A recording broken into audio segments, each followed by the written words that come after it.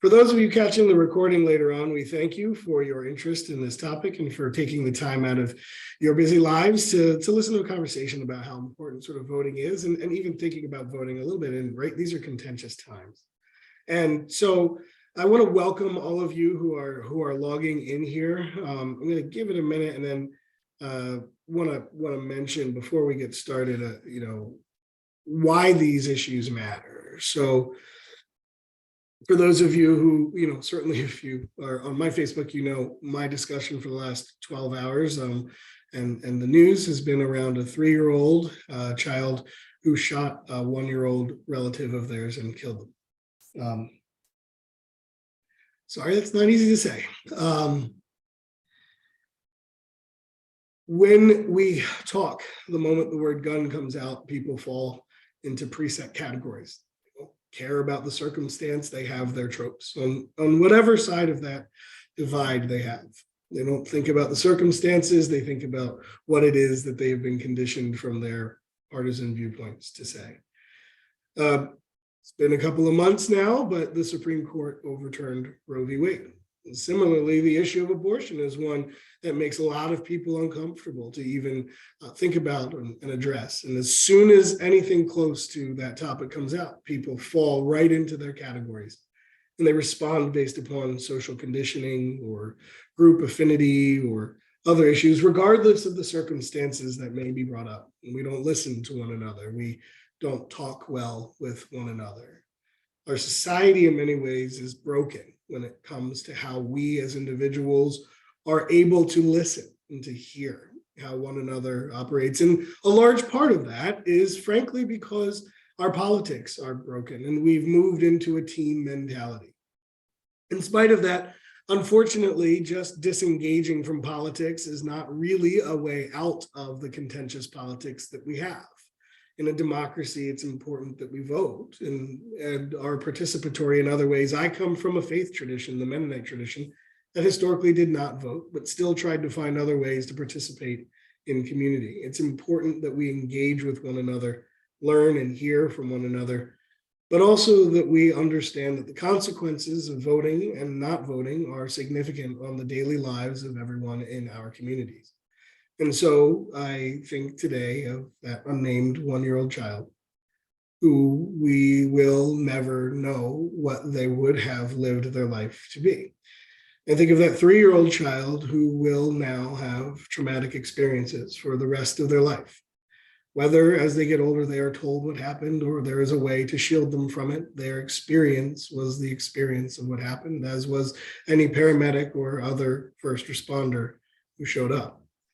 The reality of that situation, the consequences that will happen for whomever has consequences to happen, the consequences that won't happen for interested or involved parties who may have some accountability measures that should be applied to them, are all the result of political policy.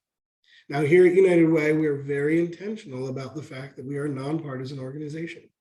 I have partisan leanings myself, and so does my staff. I'm fortunate that in our organization, we have Republicans, we have Democrats, we have independents, and we have some disengaged individuals. But we come together for a common purpose, to build our community into a more strong, healthy community. We're able to find the common cause that allows us to do work in spite of our differences, religious, political, or otherwise. And so today I invite you to try to set aside your preconditions and to just get back to a place where we as community exist together, where we see not someone as separate from us because they vote a different way, but as a fellow citizen of a nation state that operates as a democracy, which requires civic engagement to maintain a strong democracy that is stable and that we continue to be blessed with. So, all that being said, welcome and thank you for being here. I am Kevin Ressler. I am President and CEO of United Way of Lancaster County. I have a number of panelists here, and I'm going to invite them to introduce themselves, but I just want to say thank you for being here. Thank you for the work that you do in your various organizations and the people for whom you work alongside. I am grateful as a member of our community here in Lancaster to be with you in the effort to make sure that Lancaster is a healthy and well community. So without further ado, I will invite first my colleague here at United Way, Julie Kennedy. Please introduce yourself. Hello, everyone. Yes, I have the pleasure of working with Kevin regularly and as a staff member, and he is a great mentor, friend, and confidant to all of us.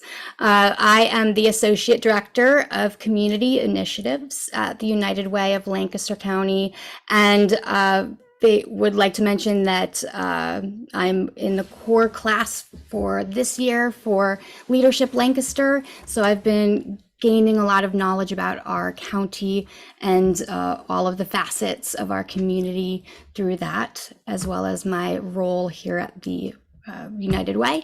And I'm very happy to be here today. Thank you, Julie. Rosemary. Good morning, everybody. I'm Rosemary Cintron.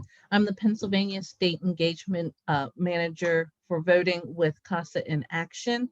We are an organization focused on improving our communities, and we are out there knocking on doors and having conversations all over South Central Pennsylvania. So we are very excited to have this conversation with everybody and to have conversations in your neighborhood soon.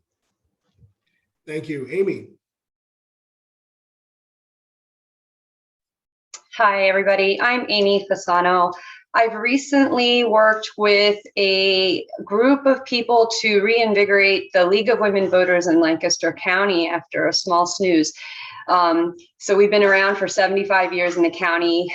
And of course, our core goal is voter education, voter registration. And so we're really excited to be back. Thank you. Thank you very much. And last but not least, Isabel, I want to introduce you, but I wanted to say thank you, first of all, for hopping in. Today is day 2 of her new job at the YWCA, and she was so willing to be able to hop right in and hit the ground running. So really grateful and looking forward to what you do in our community through the work at the YWCA, one of United Way's very, very dear partners. We've had a relationship for a long time. The rest of us are going to mute and drop off here, and we'll give the floor to you, Isabel, and we'll rejoin you for the panel. Thank you. Thank you so much, Kevin, and good morning, everyone. As he mentioned, this is actually my 3rd day at YWCA Lancaster. I am the new Assistant Director at the Center for Racial and Gender Equity. And our mission at YWCA is to end racism and empower women.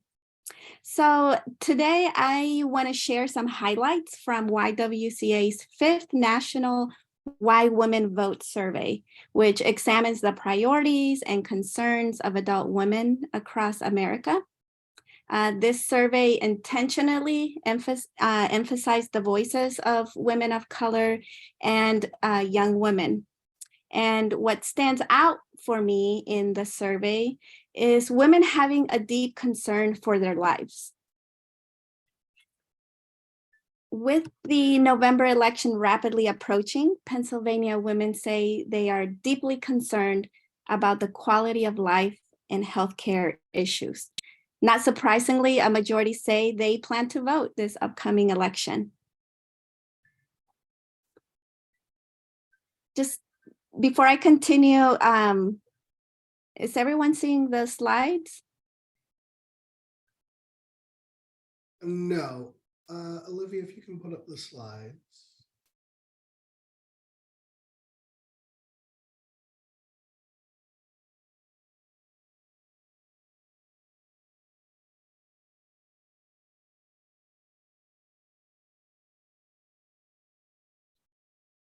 Well, I'll continue to share. Okay. I'll continue to share as the slide 3 comes up.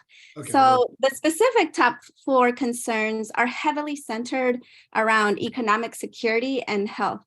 This includes a high cost of living and yes, inflation, but we all know that women don't get paid the same as men. Another top concern was family income not being enough to pay bills, concerns about affording rent and mortgages, and concerns of reproductive health services, and that was especially among young women. And there was a big concern for gun violence, which was reported at heightened levels among women of color.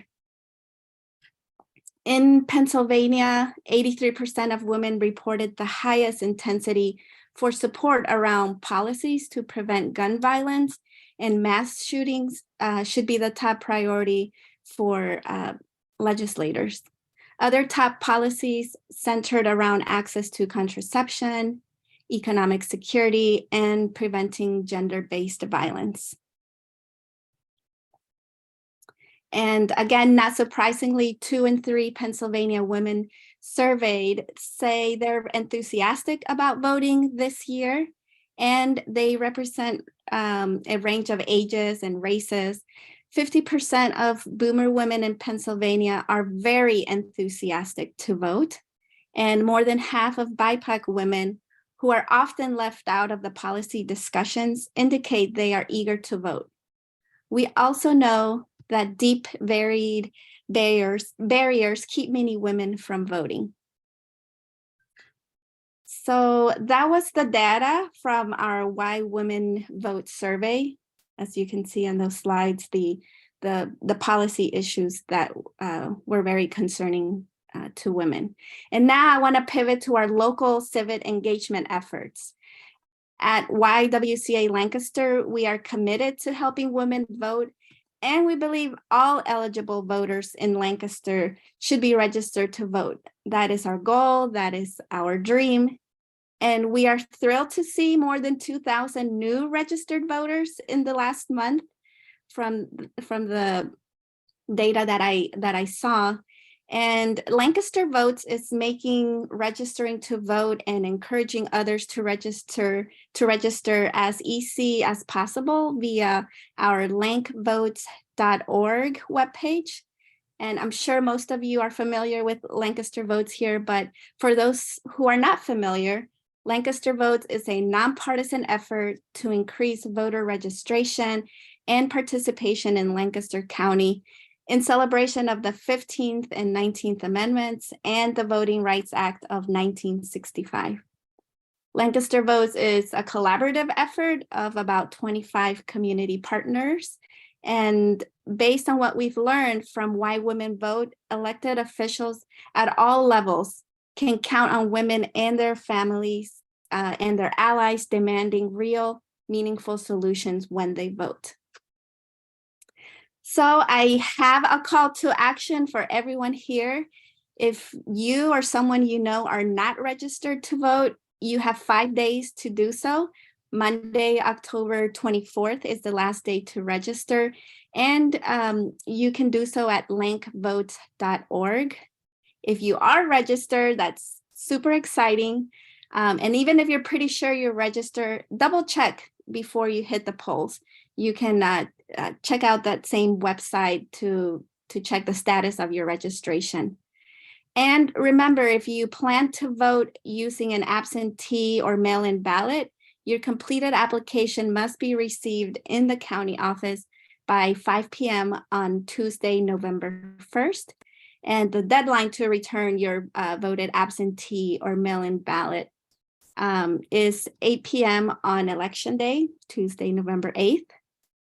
And once you have confirmed that you are registered, remember to have a plan. We all know that those who have a plan are most likely going to follow through and cast their vote. So finding out where your polling location is, are you sure you know where you're going to go cast your vote? What time are you going to go vote? Are you going to go in the morning before work, during your lunch break, after work? So just make sure you have a specific time. And how are you going to get to the polls? Are you going to walk, drive, carpool? And for those who have little ones, sometimes the lines can be long. So maybe trying to figure out childcare while you go cast your vote. And who are you taking with you? It's better to go with somebody, and also just to encourage others to join you on November 8th. If you need help registering to vote, please don't hesitate to contact us. And you can also come see us at Mustard Park this Saturday, October 22nd, we will be doing voter registration there from 10 a.m. to 6 p.m. And if you're passionate about helping folks to register to vote, we are still needing volunteers to come and join us. It's a shift of 2 hours or more if you would like. So check out lankvotes.org. There's the volunteer link there. We want to make sure your voice is heard. And again, don't hesitate to contact us with any questions. Thank you so much for listening, and I'll hand it over to Kevin.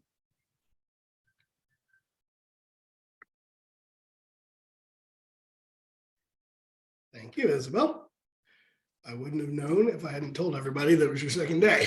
You seem very well versed already in everything going on in the Why Women Votes campaign.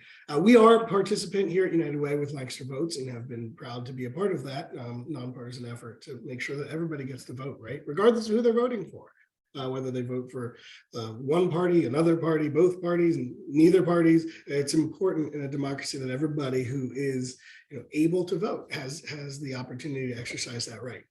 I may not always agree with what they vote on, but I certainly am grateful that everyone in this country who is a citizen is afforded that right. I'll invite our other panelists to come back up here on video and we'll have a conversation. Want to also just invite anybody to please, if you have a question or something you want to add into the conversation, drop it in the chat. We'll be monitoring that and making sure that that's entered into the conversation. Now, I did actually just make a comment that was inaccurate. I just said everyone who's a citizen have the right to vote. That's not necessarily the case. I'm going to actually kick this off, Julie. Sorry, look, I'm starting already with a question that wasn't written to you ahead of time. But Julie, who in this country is a citizen who sometimes is not allowed to vote? I know you have some experience in this arena yourself. Yes, if certain felonies do not permit you to vote ever again, unless that felony is for some reason revoked or so my personal experience with that, I narrowly missed a felony charge that possibly could have kept me from voting, from my voting rights from the day that charge came through. I was granted mercy and given just a criminal charge, but it's a reality for so many of our neighbors that their voices have been stifled because of a felony charge.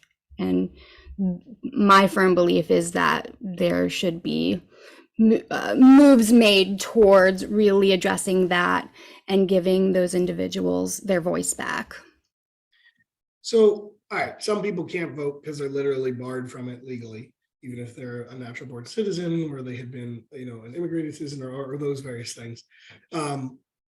You've also done, Julie, you've done some work in voter registration. Mm-hmm. So what are, in your experience through that, what were some other reasons that someone they're not barred from voting, they could vote, but they're not going to register? What have you heard when you've done that work? Well, I was thinking when I got the questions from Olivia yesterday, I was thinking about some of the conversations I've had with callers at 211, who many of those individuals are calling for help. They're calling for resources. They are in crisis mode. I used to call it survival mode when I was working and speaking with them. And the last thing on their mind was voting or registering to vote. They didn't have the space in their lives to even consider it or think about it. Or, we're so just, you log into Facebook every day and all you see is this vitriol and this jabbing, and it really disillusions you to, I just don't want to, you just check out of the whole thing. I don't want to see it. I don't want to talk about it because it just sparks that fuse that we all have. But going back to those conversations I had, there's so many things on some disadvantaged neighbors on their plates that they have no space in their lives to consider it. I've saw a statistic this morning that 62% of Pew Research Studies respondents said that they were just never asked to register. No one ever asked them, no one ever approached them and asked. A lot of the times were asked to the DMV. 62% were never asked. And then the same number, 62% of people that were registered were also never asked. So they had sought out that registration. So I thought that was a quite interesting statistic. Thanks, Rosemary. I know that CASA's doing also. You're doing some sort of voter registration. Young individuals, new neighbors. I think first, can you sort of say what CASA as an organization, what you do, who you are, who you serve, and then sort of as you're doing this work in that population, what are some of the challenges that you see? Certainly. I work for CASA, the umbrella organization, but specifically CASA in Action. CASA is a very large organization. We are the largest Mid-Atlantic providers of services to those in the Latino, Hispanic, and working class communities. So in my work through CASA in Action, we are a PAC. We are a political activist committee that goes out and has conversations with our communities, with individuals who most likely are either undecided or uninformed, and we seek to inform them on the issues that would be of importance to your communities, right? We tailor our conversations to the communities that we are in. For instance, we have a team in Lancaster that is comprised of approximately 40% of our community, our canvassers in your community of Lancaster are under the age of 25. So we have people that are having conversations with peers because we have found that the youth, the younger generations are disenfranchised, they are disengaged, and it's more meaningful to have a conversation with a peer than to have a conversation with somebody that feels like they are talking at you and not with you. So one of our initiatives is to have as many conversations with the youth as we can. We have found that their concerns are often that they're not heard. And we are giving them the space and the opportunity to be engaged and to feel empowered. And we want to know what they have to say. And we record all of this data. We can provide this with anybody that's interested in taking a look at these reports. But in Lancaster, a lot of the youth are concerned about the economy, like that the inflation is a problem for those that are coming out of high school and looking to seek employment and to be able to be on their own. Education is another concern that they have. We are advocating for quality education for everybody, and we want to give them the opportunity to make those changes, to feel like what they have to say is making a difference in their policies of their education. So we take that information and we create a space for them to be heard, to list all of these concerns and to take it to those individuals that are making the policies. We are telling them that your voice matters and we're listening, and we're going to take that information to the people that can make a difference, that can make those policy changes for you. And that's why we endorse the candidates that we endorse, because we feel as if the candidates have the same perspective in our communities as we do. We don't choose the candidates that we endorse based on the organization's infrastructure. Our members that are over 122,000 strong create surveys that they provide to all candidates. And based on the responses that we receive from the candidates, our members choose which candidates align the most with what they're concerned about. And that is how we choose the candidates that we endorse as CASA in Action. And those are the conversations that we're having in your community. So if someone was, saying, hey, look, can you hear me now? Yep. Okay. So if someone here listening or someone listening had people who were interested in, hey, I don't know who I want to vote for. Obviously, a lot of times it's like, hey, mom, hey, dad, who do you vote for, right? Oh, my whole family votes for this political party, so that's what I do, right? That's sort of a early entry level engagement. But someone says, look, I want to make my own decision. I want to be informed. Okay, CASA in Action is doing this. Is there a place that people can go see your questionnaire publicly and then who you endorse? I mean, we won't talk about who you're doing that, but where would they go to learn more about? Certainly. There's a lot of places that they can get this information. So our website is casainaction.org, and that'll give you all of the information about the candidates that we're endorsing in all of the states that we endorse candidates, but specifically here in Pennsylvania. It talks about the concerns and the policies that our members have that we're focused on and the changes that we're looking to make. You can go to the website, you can go to our social media. Casa in Action is on Facebook, Twitter, Instagram, you name it, we've got it. And the best part is sometimes you don't even have to go anywhere. We'll come knocking at your door. We are out there having conversations. Over the last month, we've had thousands of conversations in Lancaster County alone. We are knocking on doors every day. We're in the blue shirts. You can see us in your neighborhood. And that is, we're not just seeking to have conversations with a list of people. We are having conversations with people walking down the street. We are having conversations with people at your gas station. So it's, sometimes you don't have to come to us, we'll come to you. Thanks. Amy, a number of years ago, back in 2017, I had decided I would try to be a political candidate, and I ran for mayor of Lancaster City, and we had a whole bunch of various debates. And that's the first time I really interacted with League of Women Voters. And from my experience, one of the things that was interesting was there was a very clear format, right? Like you had a process, there was timers, it was very clear. So League of Women Voters has been around for a long time, they're established. I think that we've talked a little bit about sort of more disenfranchised populations. I think a lot of your traditionally enfranchised populations, white, middle class, look to League of Women Voters as a trusted source of nonpartisan information. And I always appreciated that. Can you tell me about sort of where your organization is and what you're sort of doing right now and helping to provide access for information for the community? I know that you hiatus, or as you said, took a snooze. Where are you all doing at right now? What are you working on? And maybe even how can people get involved? I mean, each of these organizations takes volunteers, right? We all take volunteers. So just as a real quick point, if you want to do something active, here are a variety of organizations that you can reach out to after this call and get involved in. Amy, tell us a little about League of Women Voters. Yeah, sure. I'm happy to. So the League of Women Voters is a volunteer, nonpartisan organization. And I like to clarify what nonpartisan means, because I really think that some folks struggle with that term. This means we don't endorse or oppose any political party or candidate. So a little bit different than CASA.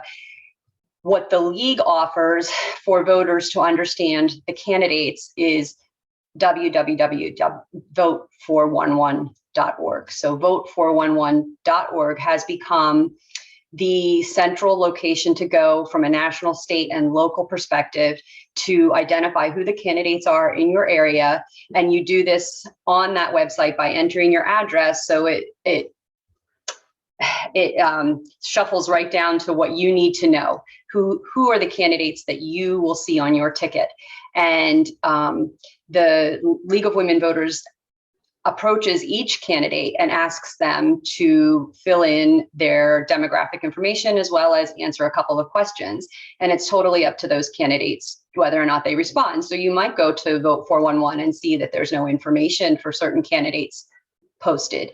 And we encourage people to reach out to those candidates and ask them to fill out that information so that all voters have the information they need to make informed decisions.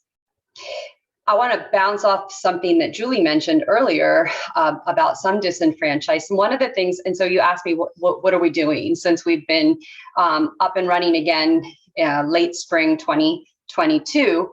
We have done numerous voter education and registration drives.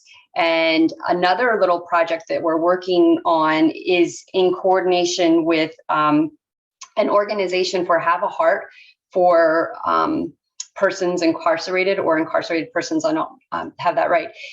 And I think we started working with this organization just a little bit too late in the game for this particular election cycle, but it's something we're going to stick with and learn more and more about how we can help persons who are incarcerated but can indeed vote. And there's a lot of rules and regulations, a lot of hurdles, but that's something we're going to continue to work on. So we're very excited to reach out and collaborate with others in the county to help people get registered and help them understand who their candidates are and how to vote. So that's our goal. You brought up the point of debate. I would like to, announce that we tried a couple of weeks ago. We put out invitations to all of the candidates running in the 49th, 96th, and 98th PA districts. And we also invited the 11th congressional candidates we offered to host a candidate forum for anybody who is interested. So our one debate that we are going to host in the format of timers with cards and questioners will be at the 98th. This will be held at the East Donegal Township building next Wednesday evening at 6:30. And we invited Democrat Mark Timmons, Republican Tom Jones, and Libertarian Josh Gerber to take part in this this candidate forum, because it's critical that hearing directly from your candidates through the debate or forum process, it's just so essential for our elections, so voters know where candidates stand on the issues before they cast their ballot. Thank you. Isabel, obviously you're new with Y, and you can talk about that, but I know you've done some work in previous jobs around sort of organizing and voting in communities. What has your experience been? Where are the challenges that you've seen? Where are the concerns that you may have with regards to where we are with voting in 2022? Yeah, I think when it's not a presidential election, oftentimes folks are not super informed of who's running, who am I voting for? Oh, what? There's an election. So I think I've seen some of that.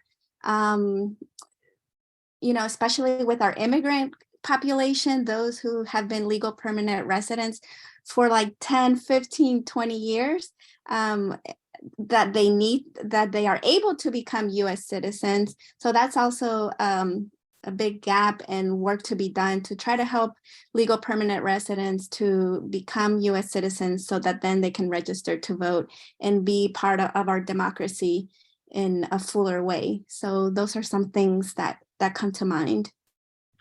Thanks. And you can lead with this one, or anyone can get in. I have a question I want to ask, because I can't provide an answer to this at all, which is, all of you are women and I am not. And Why Women Votes has a women-focused voting issue. When we think about voting, when we think about the history of America, right? One thing that we often take for granted, because we read the founding documents and they use words like all did not mean everyone.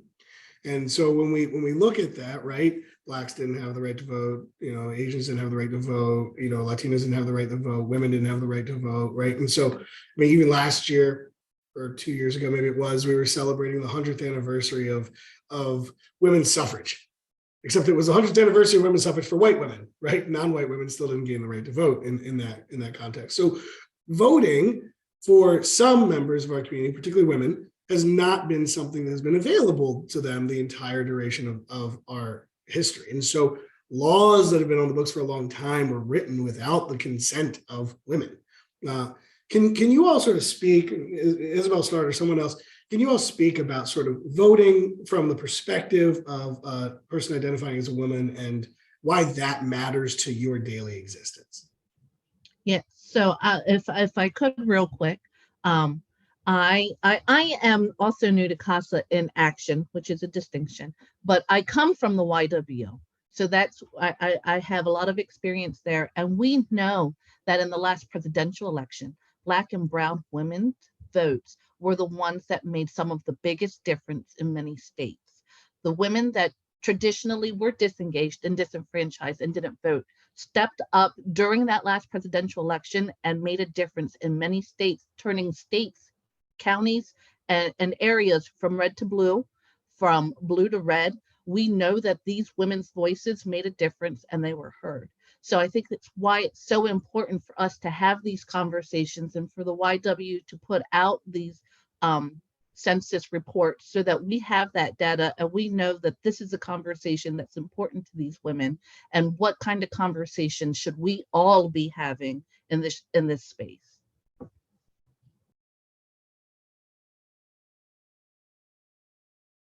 Anyone else? I have nothing to add to this question.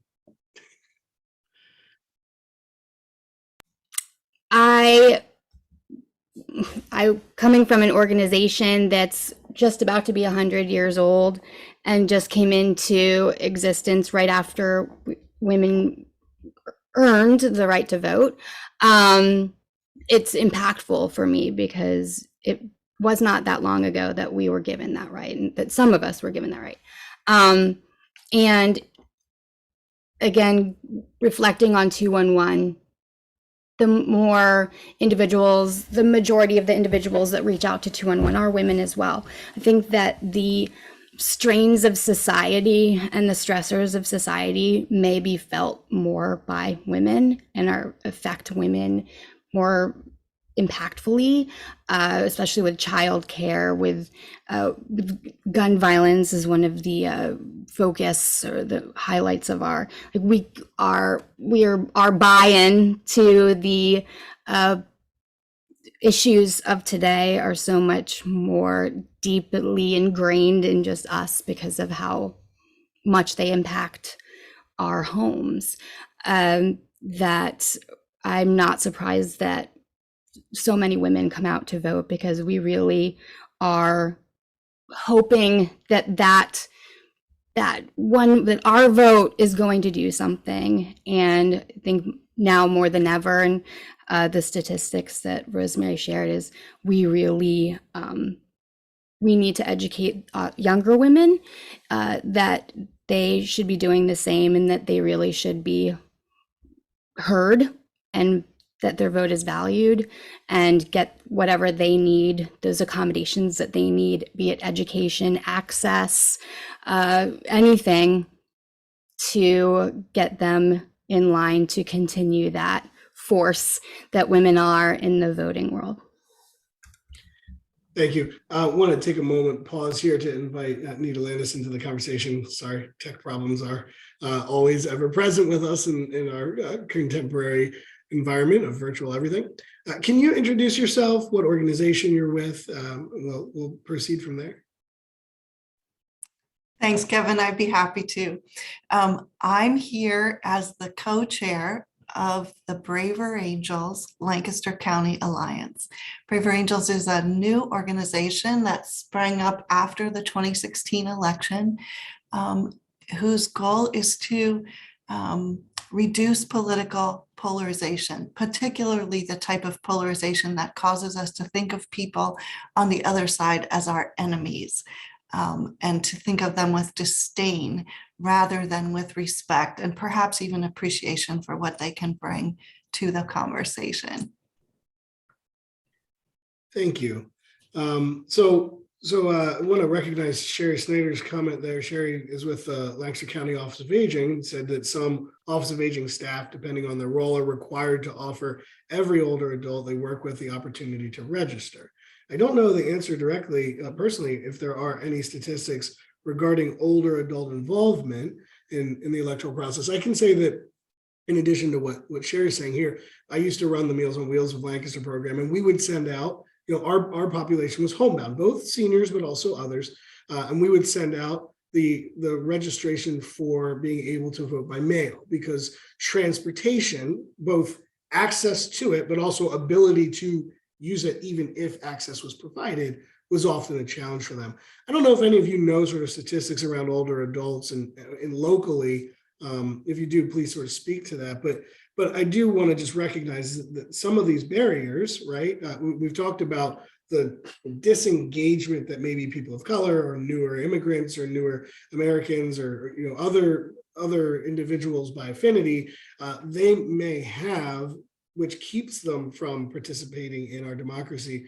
But there are other just real tangible issues that impact lower income folks, and folks who may have geographical challenges. For those of you who have done registration for voting, what are some of those that you've seen, and are there any solutions that either you provide, or maybe even our viewers here today would be able to help accomplish. One that I'll just mention from my Meals on Wheels days was, we would invite, if someone was able to go but didn't have transportation, that we could try to help provide a ride for them on a given day. If you know someone in your neighborhood, on your street, who just needs help getting there, one easy thing to do, you hopefully have some level of relationship with your neighbors, is to just go to them the day of, the week before the election and say, hey, if you're registered and interested in voting, can I help you get there? But what are other issues that you all have seen? I'll piggyback on that, Kevin, and say that what I'd really like to see in our community is a free bus rides on the day of the vote, so that anyone that wants to get to their polling place does not have to dig into their pocketbook to ride the bus to get to their polling place. So get Red Rose Transit right on that. That's a great suggestion, Julie. I think that having transportation available to these polling locations is so important. And there are so many different organizations that do provide that. But I think that I have found one of the challenges is that so many people don't even know where their polling stations are. They've just moved into a new neighborhood. Maybe your polling station has changed. And then there was the redrawing of districts recently that has confused many people on, well, I used to poll here, but now I don't know where I go. So I think that providing people with information of where to even go to find their polling station. Again, CASA in Action does provide that when we're knocking at your door. I have a list of your polling stations when we're in that neighborhood. But I mean, just being able to tell people which websites to go to, how to verify their voter status, how to find their polling stations, how to even order a mail-in ballot. Those are things that can help to remove some of the barriers that you just don't know are there until you know.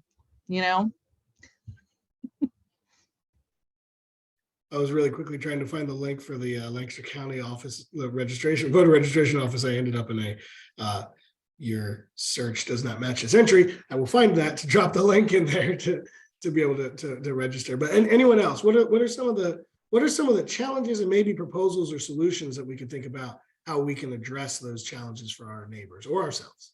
So if you go to vote411.org and you put your address in, there's a tab that you can use, and it will tell you your status and where to go to vote.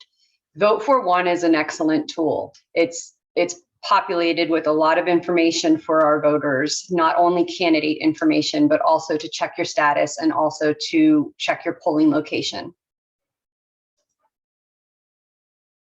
And again, to go piggyback on that as well, Amy, in working with individuals experiencing homelessness, in working with women and men who were fleeing domestic violence, there are specific allowances, I guess I would say, provided to them. They can be a little tricky to find and navigate, but they are there and they're in place for those individuals.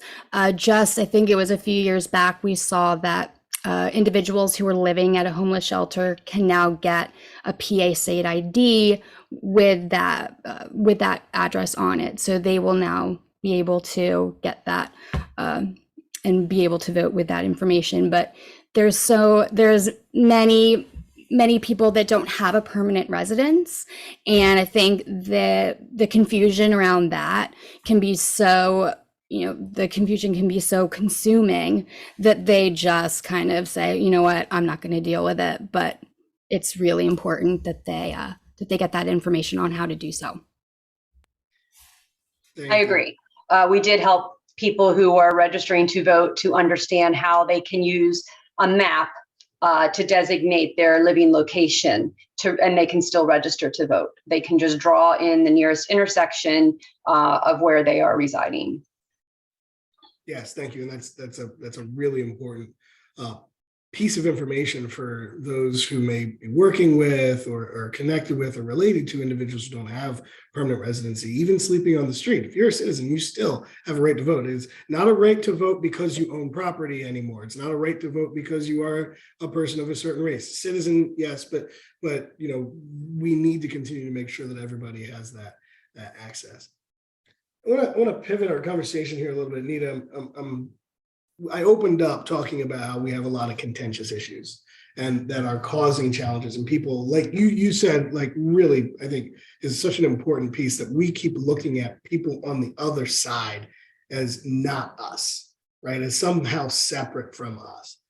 So, what are some of the activities or suggestions that you have in being able to engage in conversation with people who maybe are different, with the hope that I might, like you said, you have something to contribute. What can I learn from you? How do we get there when we don't even want to go to Thanksgiving dinner because so-and-so is there and they believe something? Right. It's a great question.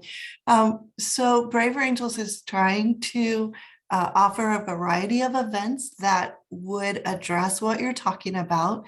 And I'll just describe two of them as an introduction.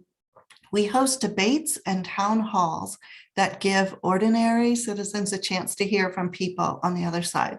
Now, most of us, when we hear the word debate, go, ooh, because we're fed up with political debates that we see on television, or we maybe have an idea from high school or college of a competitive debate that you're trying to win. A Braver Angels debate is not at all like that. It's led by a trained facilitator. And what happens is that there's a resolution on a particular issue.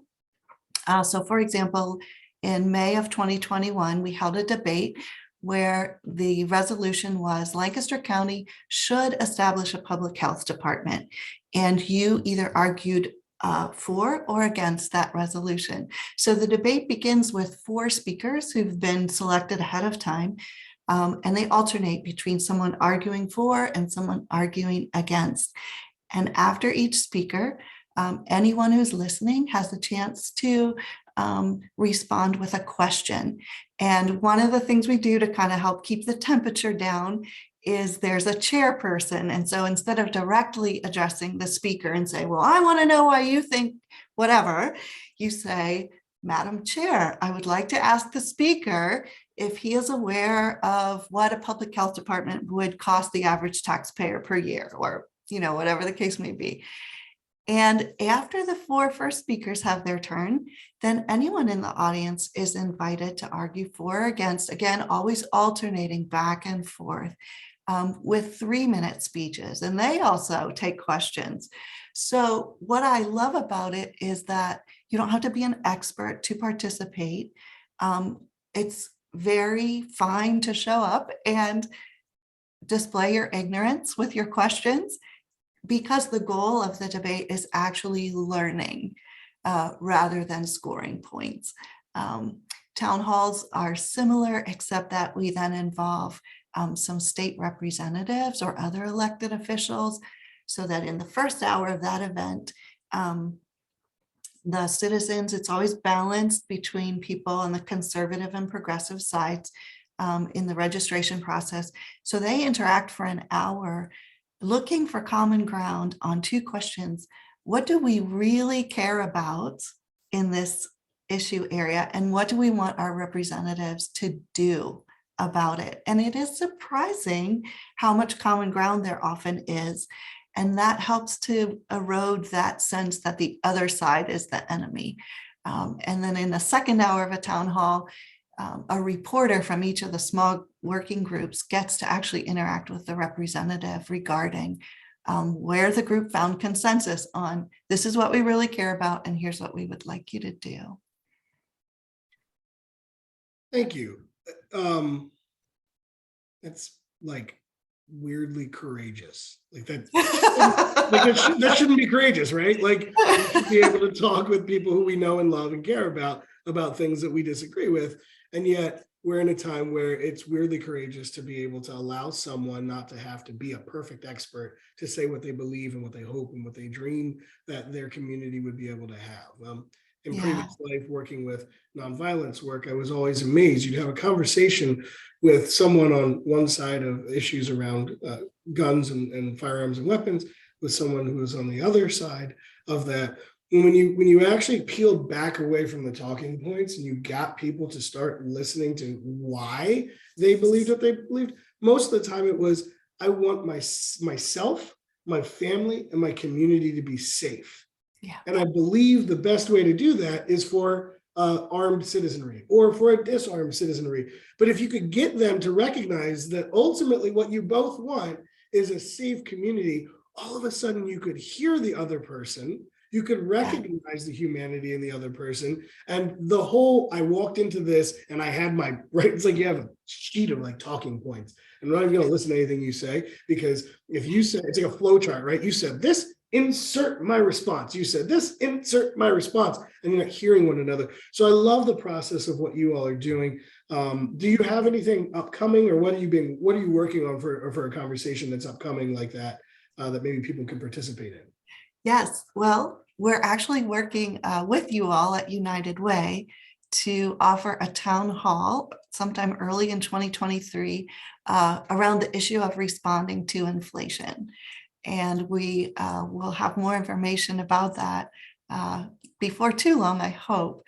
I just want to really put an exclamation point behind what you said, Kevin, regarding values that underlie positions.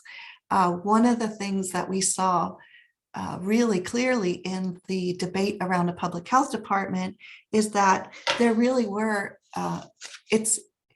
while the position of one side might emphasize the value of fiscal responsibility, and the position of another side might emphasize the value of, say, compassionate care for the medically underserved, it's not that the other side didn't value those things. It's just kind of a matter of degree. And I think that when we can have these, I'm not going to call them conflict-free conversations, but I'm going to call them conversations where the temperature stays low enough that our curiosity can remain on board in terms of what's going on in the brain.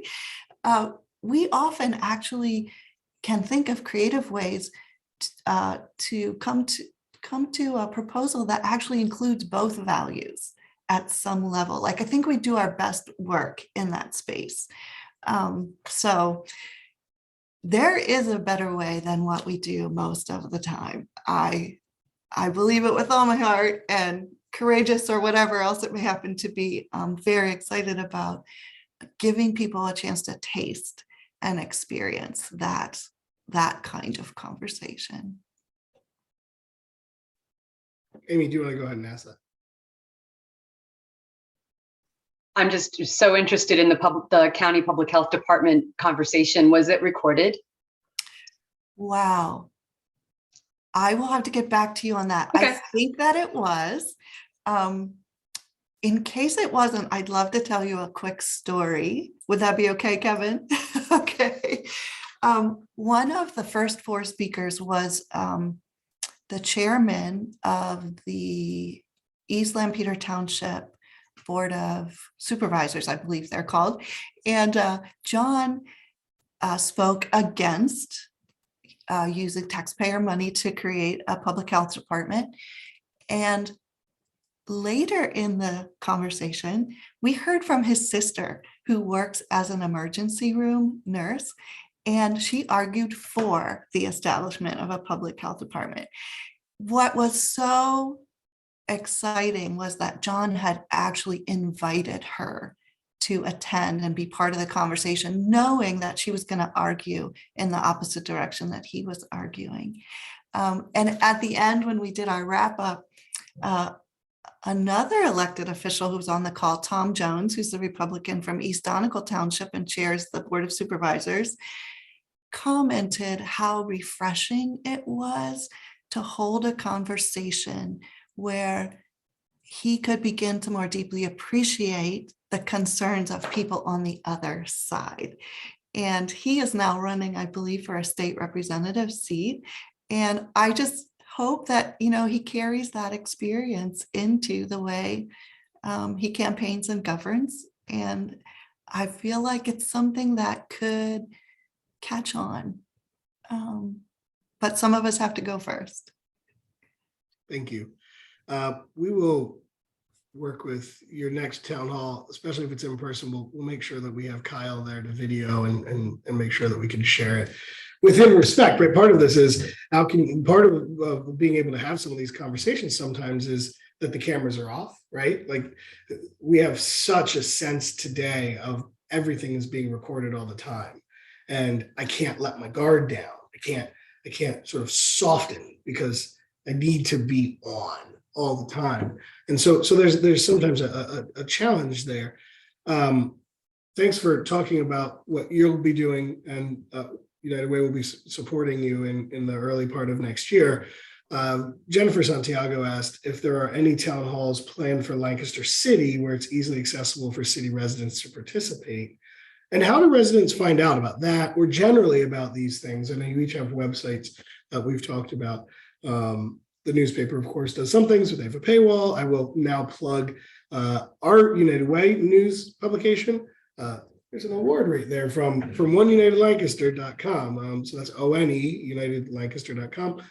Tim Stoldre, our editor-in-chief, often puts out good information around issues like forums and debates and those types of things. So that's a resource that you can bookmark on your website and check.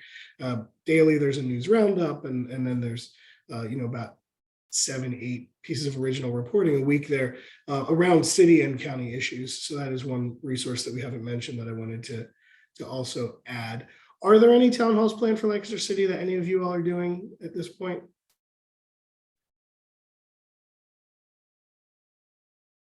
Okay, I'll take that as a no, but thank you, Julie, for dropping in the chat there, the article on the voters guide that One United Lancaster has put together. Want to hop to probably Isabel or Rosemary on the question of women again. So what issues are on the ballot that might impact women specifically? And then I don't know, Rosemary, if you can even speak broader, what are the issues on the ballot in November, on November 8th here? It is really important that it was already mentioned that from Isabel that oftentimes if it's not a presidential election, people are like, oh, it's not an important election. No one's running for president. Who's running? Oh, the people who actually make much more tangible decisions in my daily life, like local officials. Oh, I didn't know that. Okay, so how do we look at this upcoming election and say what's on the ballot here? What are people actually going to be able to influence through their vote? Rosemary, did you want to chime in or? I mean, I think from what I mentioned and what women are saying from the survey is they're concerned about reproductive rights. They're concerned about their safety. They're concerned about economic issues. How are they going to make ends meet and affordable childcare? So I think those are some of the things that women are really concerned about. Yeah, and to piggyback off of what Isabel just said, without being specific, there are candidates that have specific plans in place for education in the state of Pennsylvania. We get to vote on those individuals who have a plan for childcare, early learning, your public education system. There are candidates that are also running that don't necessarily have a plan. It's important for you to be able to find out if those are things that are concerns to you, where you can go to find out what those individuals have in place, what their voting records have been. There are individuals that are on ballots that don't have a voting record because they have no political experience. So you can go to casainaction.org and find out about the candidates that we endorse, what their policy, what their voting records are, and be informed. If these are things that are concerns of yours, there are fantastic websites. Many of the candidates have very well-built websites that will bullet point issues for you, conversation topics, and issues that you need to know about. These are the things that you're voting on November 8th. If you're going to the ballot box and you're voting for somebody because I recognize that name or I've seen him on television and you don't know what he stands for, you're making what I would call an uninformed decision. And I think that when we're making decisions for not just our community, but for our future communities, the ones that will be older in and our children are growing up in, we should have as much information as we can to make the most informed decisions. And that's our responsibility to do. So if you feel passionate about an issue, then you should have the most information and vote for the person that's going to have a policy in place that's going to further those agendas for you. Thanks. And I'm going to just real quickly share my screen to share the League of Women Voters voter guide, just so that you can see that, because I just pulled it up. And Amy, this is an excellent resource. And it does some of what, Rosemary, what you're talking about. And again, of course, this is a nonpartisan perspective, but is really going through these different candidates and how they've responded to these surveys and what their answers are. And that's one really quick and easy way to get yourself informed, and to maybe you do know a name, right? Oh, maybe I know Austin Davis, or maybe I know Carrie Lewis Del Rosso by name, or I've seen them on TV. I've seen their ads. I'm sure that their ads are explicitly honest and very clear and without any bias, right? So maybe I want to just verify and check that what they've said about someone else or what they've said about themselves is actually what's on their platform. And that's a great resource right there for everyone to be able to just check out. So look at the voter guide used to come in the Sunday paper before every election, right?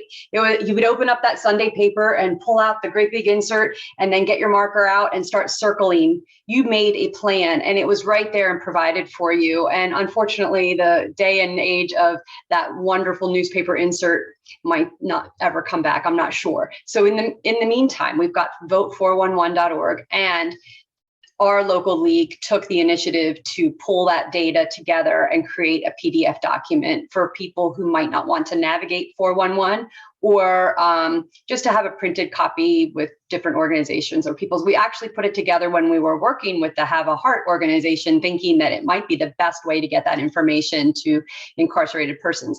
So I think it was worth the effort, and it's just another way to look at it's the exact same information off of 411, just a different way to look at it. But yeah, so the league is, we're committed to providing unbiased, accurate information about candidates and holding them accountable to what they say and do. And, the leaders we elect will make decisions that affect our everyday lives. And when you asked about how women or why women are voting and coming out in big numbers to make their voices heard, it's because it's going to affect jobs, our healthcare, the economy, violence, and so many other issues. So the league isn't just for women. I want to clarify that. We are, we recruit anybody who's dedicated to preserving democracy in action. And that's the kind of work we're going to do. Thank you. Isabel mentioned the voter guide, and Tim, thank you for dropping that link in there. So Lancaster Online did put together a voting guide that looks like it may not, I'm intentionally not logged in. It looks like they may not have it behind their paywall too, which would be great for access issues. And there's some things about polling place changes in that, and some other things for first-time voters. I do want to recognize what you just said, Amy, about League of Women Voters is not just for women. Neither are women's issues. So I've intentionally tried to step back here and make sure that you all got to speak about the importance of issues related to women before I did the mansplaining thing. So I wanted to make sure that your voices are prioritized there. But I also do want to say, as a man, that the issues concerning women are important to me, and they should be important to every man, every woman, every person identifying as a man, as a woman, whatever your gender identity is, however you exist and show up in this world, you should care about whether or not your neighbor, who may not be the same color skin as you, may not be the same identified gender as you, may not have the same citizenship of you. The decisions you make impact people in this country who don't get to vote. As a person who has family in East Africa and around the world, I've often heard one of the things that is frustrating to others in the world is that they don't get a vote in American political electorates, but the decisions that are made by the American politicians impacts the entire world. And so your right to vote is a sacred right, to use that word. And it's sacred not because you go out there, you walk in that booth and you say, what is the best situation for me personally? But you say, what is the best way for a society to live and to thrive for everyone inside of that society? There are times I have voted for things that may not have been in my own personal best interest, because when I look at it, I say, this is in the best interest of the whole community, right? Whether that's how taxes are set, or whether that is an issue of someone else's healthcare that is not my sort of personal opportunity to decide and shouldn't really be my right to determine, in my personal opinion. And so when we're thinking about these issues, just to reinforce that the issues for someone not me is still important when I go into that booth. And I hope that that plays into a part of how you vote, not just whether or not you're going to get yours as best as you possibly can, but that we all get what we best thrive with. And so just wanted to state that strongly, that I think it's really important. And then, yeah, if you, as a person who's not identifying as a woman, are really interested in this democracy in action idea, get a hold of the League of Women Voters and make sure that they have the volunteers they need to put together the forums that they do. Nina just mentioned an interest in being able to put together a forum if someone has an idea for the city or elsewhere, but don't just ask for other people to do things for you all the time. Raise your hand and get involved too.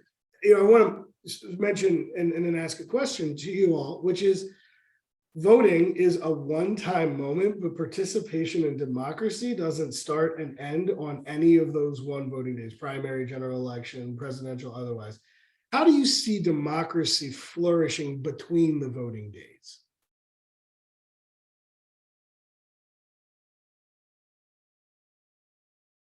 I would say that community members continuing to be involved, showing up to city council meetings, to school board meetings, to board of supervisor meetings, and express your concerns, your frustrations, your desires. So just continuing to be involved, to educate those around you, and yeah, just being involved with organizations in your community.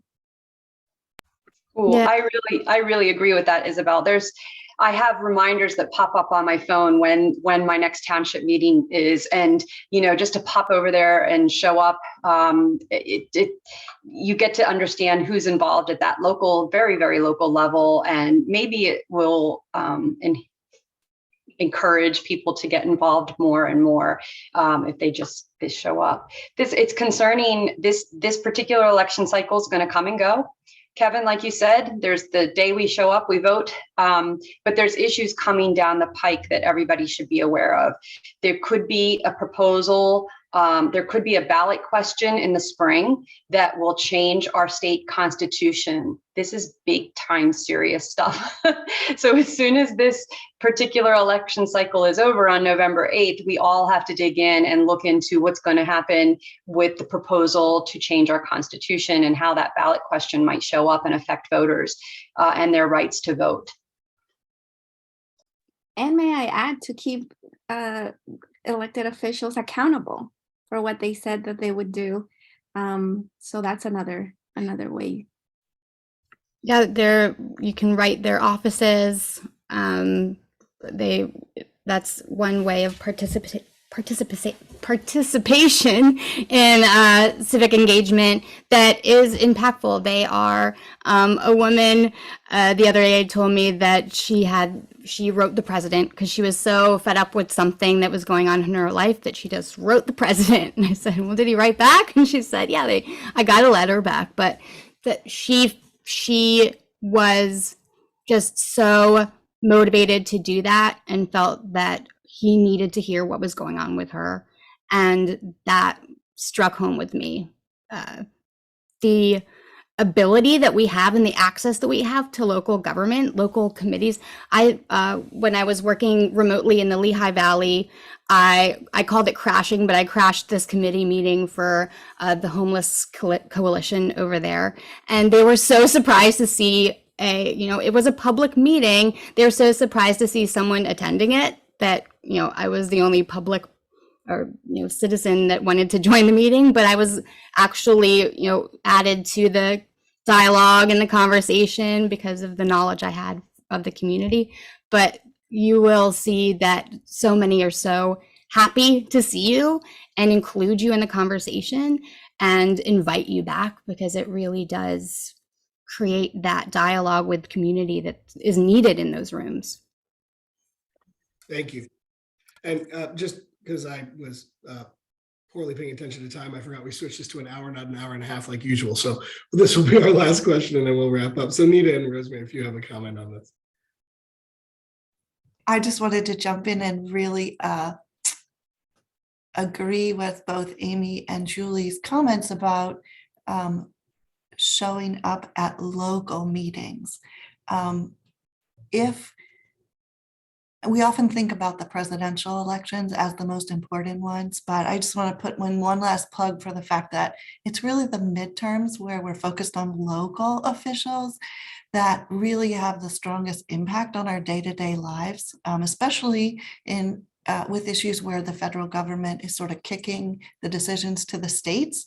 So yeah, staying informed is a first step, but then actually showing up at township meetings and committee meetings. And as Julie so nicely said, possibly being welcomed. Yeah, let's do more of that. And just to pair it, I'm not really quite sure who said it, but there are a lot of opportunities to volunteer. And a lot of our community organizations offer smaller advocacy committee groups that are focused on particular issues. YWCAs offer women's committees, women's advocacy, and you can participate in those. Those are open to everybody who wants to join. And that's a great way to just start a small step to participate. 1 hour every month committed to doing something civically engaged is a very easy way to participate and gain momentum in our democracy, right? So to just find those small organizations, a lot of small committees even start with just a passionate group of friends getting together and finding a voice. And a lot of our great community organizations have come from a group of 5 people who felt passionate about something and created an entire movement. That's what a lot of what all of our organizations do. A lot of what we do is very grassroots. And it's very different when we had the newspapers and we could put the information out there. Now people have to seek us out because there's so many different voices, so many different avenues to find information that sometimes it's not so easy to find that focus piece that you're looking for. So the United Way, the YWCAs, all of these community organizations are great ways to engage yourself in what's happening in the community. Thank you. I want to thank all of our panelists. I do want to one last reminder, which is that policy isn't only made by elected officials. My next door neighbor wanted our street to have parking on both sides. And he went to the traffic commission, and what ended up happening? He's now on the traffic commission. I had a friend who had a concern about the parking authority. Guess what? He's now on the parking authority. You don't have to be elected to some of those opportunities to influence the policies in your direct neighborhood, your street, or your community. Julie here had volunteered to serve on the prison advisory for the new prison. There's not enough seats, but I credit to both Commissioner Josh Parsons and Commissioner John Trescott, who's in the response to me said, hey, we don't have any seats. We'll keep it on file in case someone drops off or we open up more seats, but please encourage Julie to attend the meetings that are public input. We always have an opportunity for people to speak into them. So whether you are able to volunteer and serve on those advisory commissions, or you're just showing up to meeting, your input matters, and you have more opportunities to do that and to influence the direction of what's happening in your community than you do once or twice a year by voting. Thank you, everybody. Let's make sure that we have all of our friends and neighbors register. The registration date is the 24th. Thank you. October 24th. So if you know of anyone who needs that, let's get them registered and then let's get them to the polls. Thank you, everybody, for watching. Thank you for those of you who are catching the recording later. And thank you all panelists again. We deeply appreciate your support of us continuing these community conversations here at United Way. And again, volunteer or donate to any of the organizations you've seen today. We appreciate your support so we can continue doing the work we're doing every day. Take care, everybody.